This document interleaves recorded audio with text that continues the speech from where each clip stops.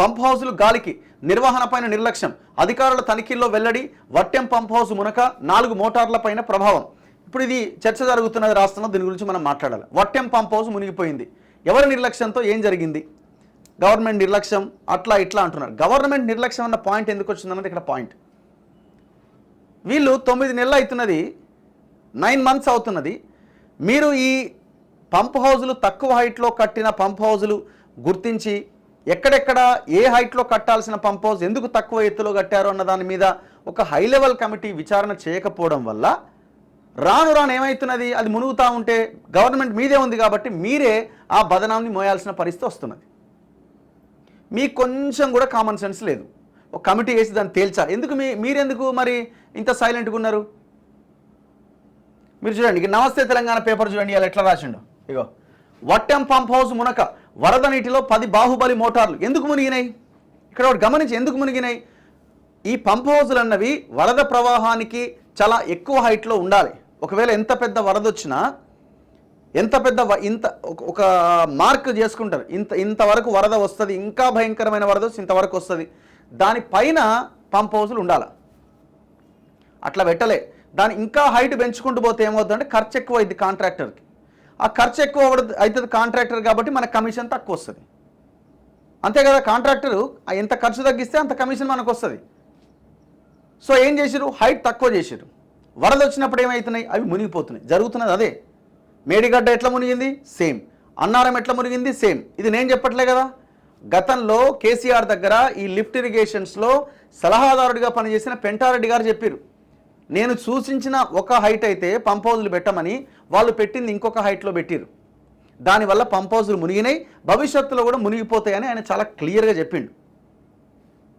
Same ఈ pump house, Vattem pump house మునగడానికి ప్రధానమైన కారణం కూడా హైట్ తక్కువ పెట్టడం. ఇప్పుడు హరీష్ రావు కానీ కేసీఆర్ కానీ దమ్ముంటే మీరు సమాధానం చెప్పాలి. ఇక్కడ ఇంకొకటి భయంకరమైన విషయం ఏంటంటే పవర్ సేఫ్టీ కూడా లేదు ఈ పంప్ హౌజ్లకి. ఈ పంప్ హౌజ్ల దగ్గరనే అక్కడే పవర్కి సంబంధించిన సబ్స్టేషన్లు ఏర్పాటు చేసిరు. అయితే ఇదే ఎలక్ట్రిసిటీ డిపార్ట్మెంట్లో పర్మిషన్స్ ఇవ్వాల్సిన ప్లేస్లో ఉన్న ఇప్పుడు తెలంగాణ జేఏసీ చైర్మన్గా ఉన్న రఘు గారు, నేను పర్మిషన్స్ ఇవ్వను, ఇది ఫైర్ సేఫ్టీ లేదు ఇక్కడ అని అంటే, ఆయన రాత్రికి రాత్రి ఇక్కడి నుంచి ట్రాన్స్ఫర్ చేసి పడేసారు.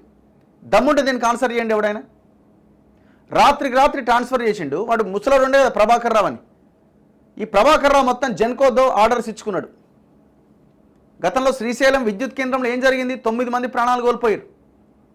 సేమ్ ఇక్కడ కూడా అలాంటి ప్రమాదాలు జరిగే అవకాశాలు ఎక్కువగా ఉన్నాయి. మునుగోడు తర్వాత ఒకవేళ ఇట్లాంటి ఫైర్ సేఫ్టీ ప్రాబ్లమ్స్ వస్తే ఉద్యోగుల ప్రాణాలు గాల్లే కలిసిపోతాయి. ఎందుకు కమిషన్లకు కక్కుర్తిపడ్డారు. సేమ్ ఇది కూడా ఈ పంప్ హౌస్ మునగడానికి కారణం కూడా గత ప్రభుత్వమే. మరి ఈ ప్రభుత్వం ఎందుకు అనాల్సి వస్తుంది, ఎందుకు అంటున్నారు నిర్లక్ష్యం అని? వీళ్ళకి సోయలేదు కదా. ఫస్ట్ వీళ్ళు 9 నెలలు అవుతుంది, దీని మీద ఒక హై లెవెల్ కమిటీ వేయాలి, ఈ కమిటీ విచారణ చేయాలి. ఈ కమిటీ విచారణ చేయకపోతే రాబోయే రోజుల్లో మునిగేవన్నిటికీ మమ్మల్ని బదనాం చేస్తారన్న కనీసమైన సోయి ఉండాలి కదా మీకు. మరి మిమ్మల్ని ఎవరు కాపాడడానికి, మీరెవరిని కాపాడడానికి ప్రయత్నం చేస్తున్నారు, ఇంత సైలెంట్గా ఉన్నారు? తప్పు మీరు చేయలేదు, గతంలో ఉన్నవాడు చేసిండు, మరి మీరెందుకు సైలెంట్గా ఉన్నారు? మీకు అందాల్సినవి మీకు అందినేనా? లేదు మీ వాడు కాంట్రాక్టర్ అయినా ఏంది, అసలు అందరి వాడు కాంట్రాక్టర్ అయినా? రాబోయే రోజుల్లో అన్నీ మునుగుతాయి, మీరేం డౌట్ పడాల్సిన అక్కర్లేదు. బదనాం అంతా మీరే రుద్దుకోవాల్సి వస్తుంది, బురదంతా. రేవంత్ రెడ్డి గారు ఇమీడియట్గా ఓ హై లెవెల్ కమిటీ వేయండి పంప్ హౌస్లో మునకకు సంబంధించి. ఇప్పుడు ఆయన పెంటారెడ్డి గారికి ఒక 1 year ఎక్స్టెన్షన్ ఇచ్చి మీ దగ్గరనే పెట్టుకున్నారు కదా. సరే, ఆయన దగ్గర ఇన్ఫర్మేషన్ ఉందని ఇంకోటో ఆయనని రంగంలోకి దించండి, ఏం జరిగిందని మొత్తం తేల్చండి. ఆయనే కదా మొత్తం పర్మిషన్స్ ఇచ్చింది. ఉప్పొంగిన నాగనూలు, కుమ్మెర చెరువులు, అర్ధరాత్రి శ్రీపురం టన్నెల్ను ముంచెత్తిన వరద, చూస్తుండగానే 20 కిలోమీటర్ల మేర నిండిపోయిన నీళ్లు, 100 కోట్లలో ఆస్తి నష్టం, తప్పిన ప్రాణహాని, నీటిని తోడేసేందుకు నెలకు పైగా పట్టే అవకాశం. ఈ ఘటనతో ప్రాజెక్టు నిర్మాణం మరింత జాప్యం, అధికారులు అప్రమత్తంగా లేకపోవడమే కారణమా, కాంగ్రెస్ ప్రభుత్వ నిర్లక్ష్యం వల్లే ప్రమాదం అని మరీ మాట్లాడుతున్నాడు. ఎంత బోగస్ ఇది! ముఖ్యమంత్రి స్పందించాలని నాగం డిమాండ్ చేస్తున్నాడు.